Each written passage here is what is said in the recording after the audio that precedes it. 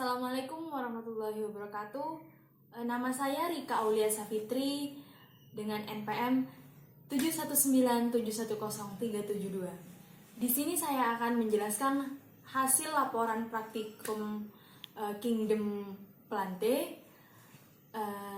dari mata kuliah Keanekaragaman Makhluk Hidup dengan dosen pengampu Bapak Jeffrey Nur Hidayat MSI dari Program Studi Pendidikan Ilmu Pengetahuan Alam Fakultas Keguruan dan Ilmu Pendidikan Universitas Wiraraja.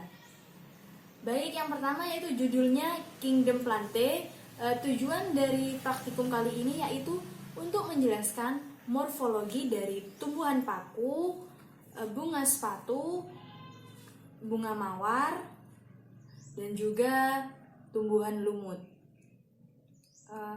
Di sini ada alat-alat dan bahannya. Yang pertama alatnya yaitu kamera atau handphone, dan bahannya ada tumbuhan paku, bunga sepatu, bunga mawar, dan juga ada lumut. Selanjutnya yaitu prosedur kerjanya. Untuk prosedur kerjanya itu yang pertama kita petik bunga sepatu dari tangkainya. Terus yang kedua juga kita memetik bunga mawar dari tangkainya, lalu kita amati. Dan yang ketiga yaitu tumbuhan paku juga mengambil dari tangkainya, kita petik, lalu diamati juga ada apa aja di tumbuhan paku tersebut. Dan yang terakhir kita mengambil lumut yang merekat di batu menggunakan bantuan alat, bisa sendok dan sebagainya atau pisau, dan lalu kita amati.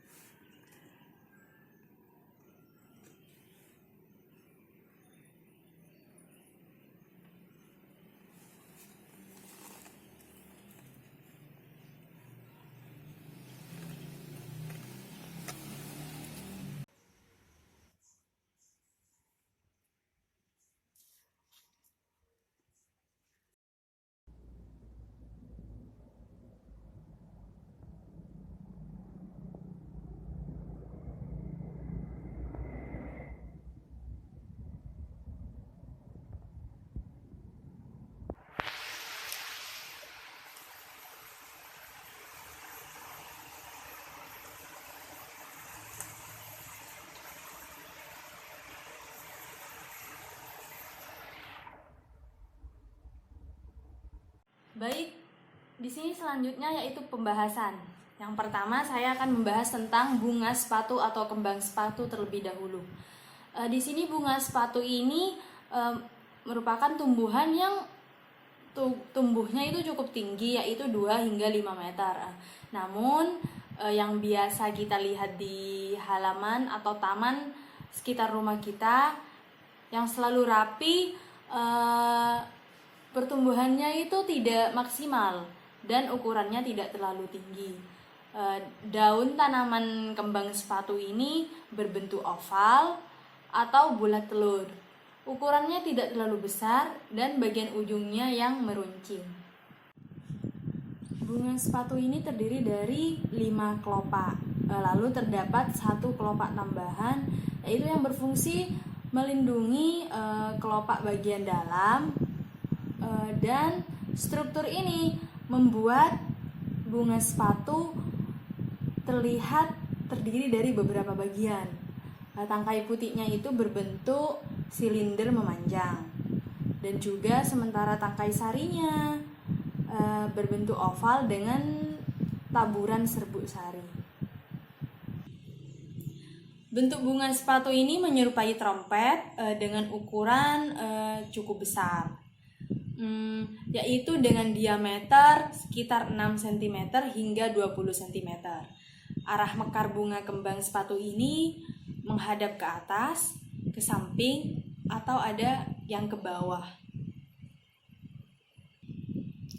Kembang sepatu adalah tumbuhan asli daerah tropis di daratan Asia. Kemudian tanaman ini menyebar di berbagai negara sampai ke Eropa.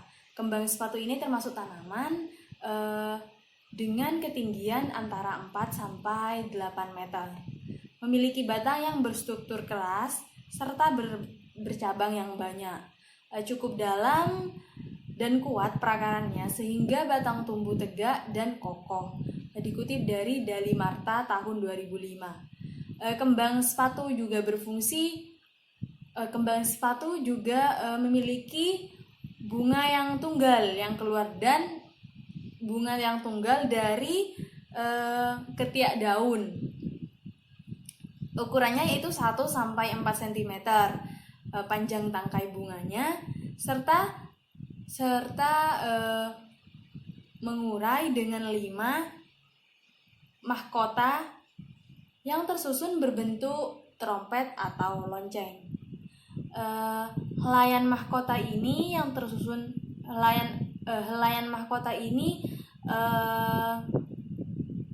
bunga tunggal atau ganda, memiliki warna bunga yang bervariasi seperti putih, merah muda, kuning, jingga, dan juga kombinasi warna-warna tersebut. Perkembangan berlangsung sepanjang tahun. Bunga sepatu ini tumbuh dan bunga sepatu ini hanya bertahan atau mekar 1 sampai 2 hari. Bunga ini juga tersusun dari 5 mahkota dan juga 15 tangkai benang sari dan satu buah bakal buah yang memiliki banyak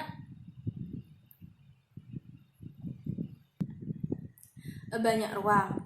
Kembang sepatu ini merupakan tanaman yang memiliki daya adaptasi luas terhadap lingkungan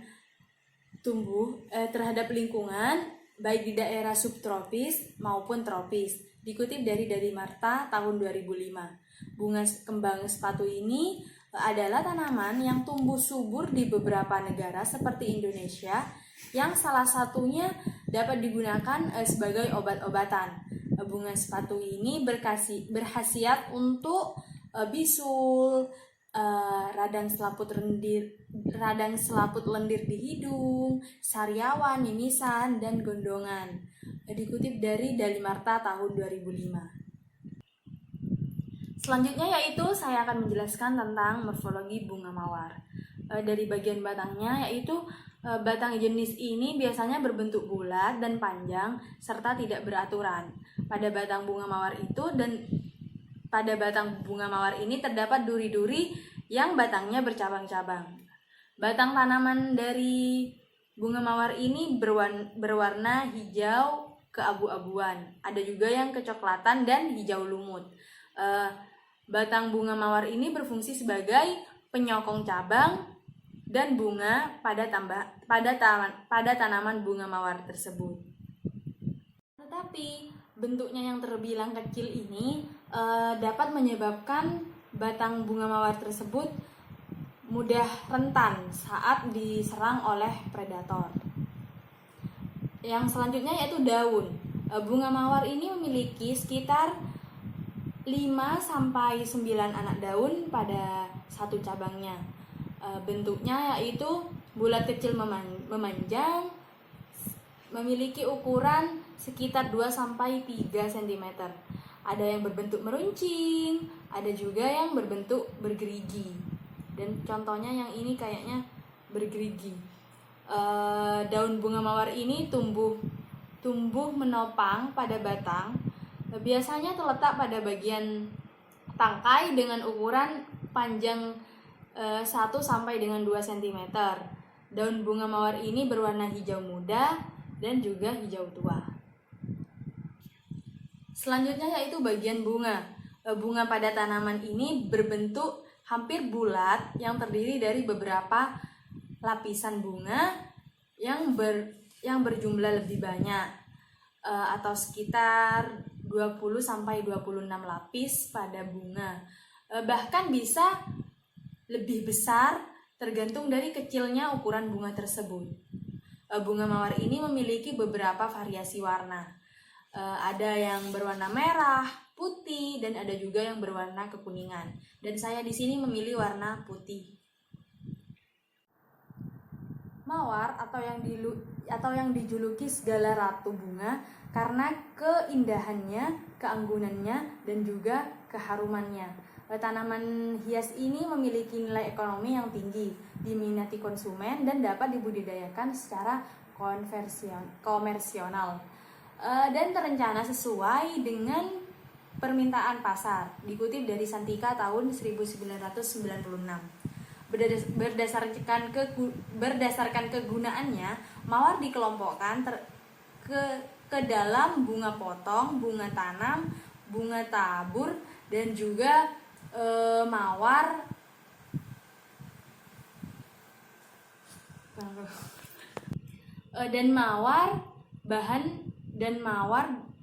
digunakan juga sebagai bahan kosmetik, yaitu dikutip dari Marlina dan kawan-kawan tahun 2009. Tanaman mawar juga dapat diperbanyak dengan cara stek, cangkok, ekulasi, dan penyambungan.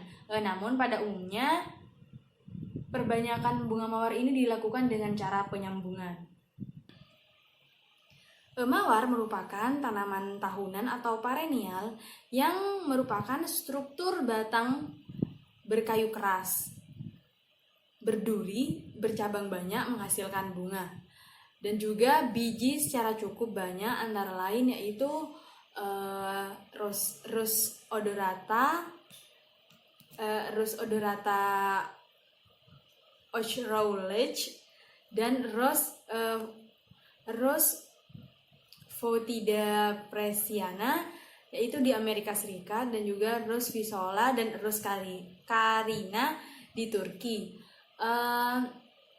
Mawar merupakan salah satu bunga potong yang banyak diminati masyarakat, yang seringkali digunakan sebagai bunga penghias acara formal seperti seminar, lokar karya, maupun non-formal seperti pengantin dan beberapa acara adat. Jika acara telah usai atau bunga mawar masih disimpan atau dipajang beberapa hari, akan menjadi layu dan jatuh harga jualnya. Padahal bunga mawar ini bunga mawar ini sortiran atau tidak segar lagi tersebut ternyata masih mengandung pigmen antosianin berjenis malvidin dan slanigin glikosida, yaitu dikutip dari CAT 2011. Selanjutnya di sini saya akan menjelaskan tumbuhan paku. Tumbuhan paku itu dapat dibedakan menjadi dua bagian utama, yaitu organ vegetatif yang terdiri dari akar, batang, daun, dan rimpang. Organ generatif pada spora terdiri atas spora, sporangium, antheridium, dan archegonium. Letak sporangium tumbuhan paku pada umumnya yaitu berada di bagian bawah daun, ini di bagian bawah daun, dan membentuk gugusan berwarna coklat atau hitam. Gugusan sporangium ini dikenal sebagai sorus, yaitu letak sorus terhadap batang daun merupakan sifat yang sangat penting dalam klasifikasi tumbuhan paku, yaitu dikutip dari Arini dan Kinho tahun 2012. Tanaman paku ini terdiri dari 3 bagian, yaitu ada akar, batang, dan juga daun. Di sini saya akan membahas yang pertama, yaitu akar. Paku-pakuan ini memiliki jenis akar yang serabut dan dilengkapi dengan kalitra di bagian ujungnya. Jaringan akar tumbuhan paku ini terdiri atas epidermis, korteks, serta silinder pusat. Pada bagian ini juga terdapat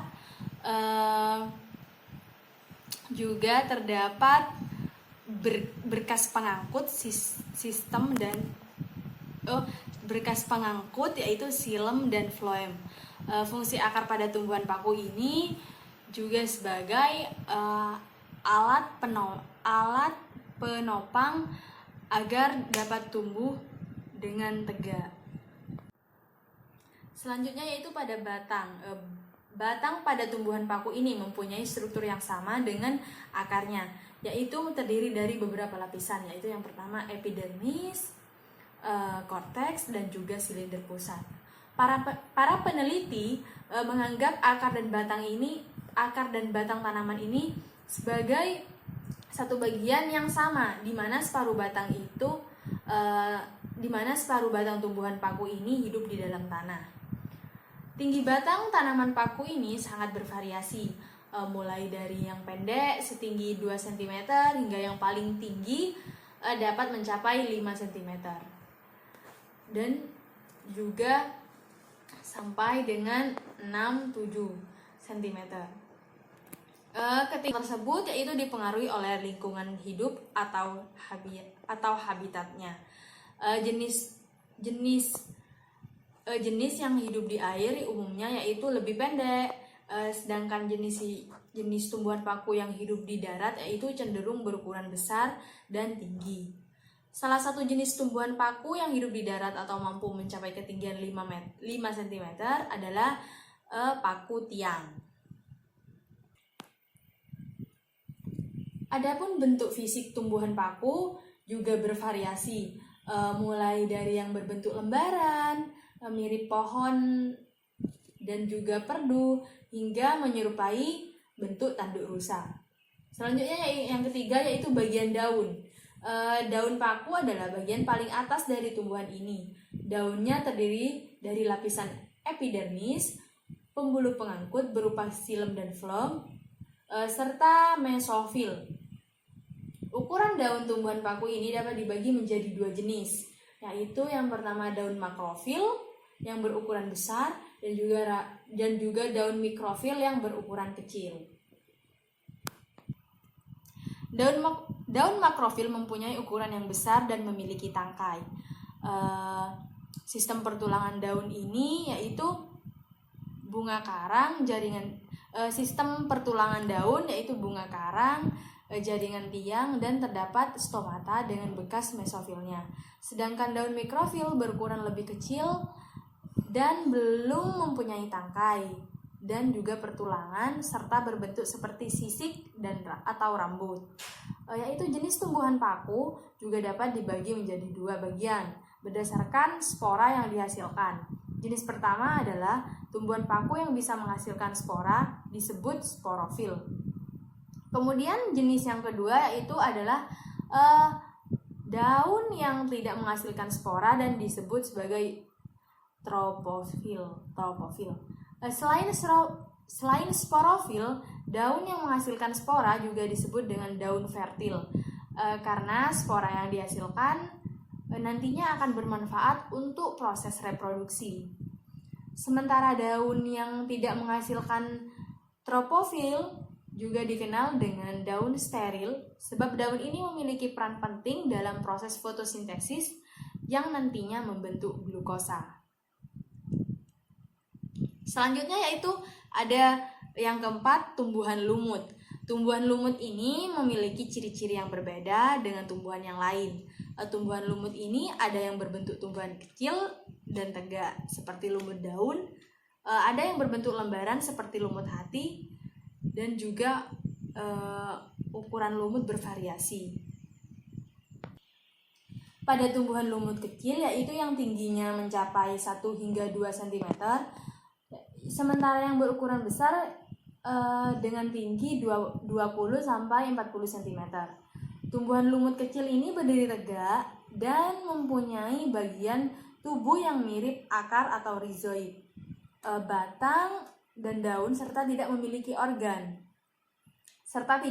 organ pengangkut pada organ tubuhnya. Rizoid adalah struktur yang menyerupai rambut atau benang-benang, di mana memiliki fungsi melekatkan tubuh pada tempat tumbuhnya dan menyerap air serta garam-garam mineral. Organ utama tumbuhan batang dan daun tidak mempunyai pembuluh angkut floem dan xilem. Air diserap oleh rizoid secara imbibisi, kemudian kemudian diedarkan ke seluruh bagian tubuh melalui proses difusi. Tumbuhan lumut ini tidak memiliki sistem pembuluh pengangkut yang khusus untuk mengangkut air dan mineral. Pada ujung batang ada titik tumbuh yang menyebabkan tumbuh memanjang. Dapat dijumpai di berbagai tempat lembab dan juga basah, seperti di daratan, tanah, tembok, bebatuan yang lapuk, dan menempel pada kulit pohon atau air. Lumut mengalami pergiliran keturunan atau metagenesis. Alat perkembangbiakan jantan berupa arteridium dan alat perkembangbiakan betina berupa archegonium. Umumnya lumut berwarna hijau berbentuk lembaran. Dalam tubuh lumut mengandung sel-sel yang berkloroplas, klorofil untuk fotosintesis. Tumbuhan lumut mengalami metagenesis antara generasi gametofit dan sporofit.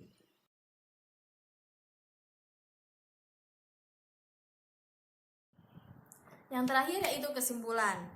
Kesimpulan itu dapat disimpulkan bahwa dengan menjelaskan morfologi dari tumbuhan paku, lumut, bunga mawar, dan bunga sepatu, dapat disimpulkan bahwa kita dapat mengetahui struktur-struktur bagian tumbuhan tersebut dan juga mengetahui bentuk-bentuk dan macam-macam dari tumbuhan ini. Sekian dari saya, kurang lebihnya mohon maaf. Wabillahi taufiq wal hidayah. Wassalamualaikum warahmatullahi wabarakatuh.